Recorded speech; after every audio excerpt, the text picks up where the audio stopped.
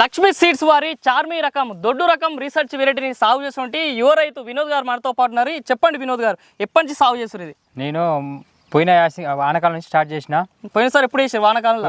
వానకాలంలో జూన్లో ఎన్ని ఎకరాలు వేసారు? 4 ఎకరాలు వేసిన. ఈసారి ఎన్ని ఎకరాలు? 10 ఎకరాలు వేసిన. ఎందుకు 10 ఎకరాలు ఎందుకు వేసారు? వానకాలం రిజల్ట్ బాగా వచ్చింది. ఎన్ని క్వింటాల్ దిగుబడి వచ్చింది? 35 నుంచి 36 వచ్చింది నాకు. 30 నుంచి 36. ఈసారి పెట్టిన కదా, ఈసారి ఎంత? ఈసారికి ఎక్కువ వస్తుంది నాకు రిజల్ట్. ఈసారి వానకాలం కన్నా ఇంకా బాగుంది. ఇప్పుడు మీ గ్రామంలో నిజంగా చాలా మంది ఇదే వేసారని చెప్తున్నారు, నిజమేనా? నిజమే. ఎన్ని ఎకరాలు వేసారు మీ చుట్టుపక్కల గ్రామం? 500 ఎకరాలు వేయచ్చు. 500 ఎకరాలు చూసిన రైతు సోదరులారా, ఈ రైతు యొక్క అనుభవాల ద్వారా చెప్తున్నాం కదా. 500 ఎకరాలు గ్రామం మొత్తంలోనే ఇదే రైతును సాగు మూకుముడిగా రైతులు సాగు చేయడం జరిగింది.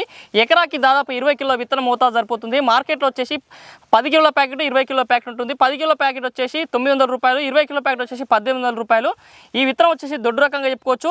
ఎకరాకి దాదాపు హైయెస్ట్ 42 క్వింటాల వరకు దిగుబడి వచ్చింది. లీస్ట్ 28 క్వింటాల వరకు కూడా దిగుబడి వచ్చిందని చెప్తున్నారు. 120 రోజుల పంట కాల విధానం చెప్తున్నారు. తెగులు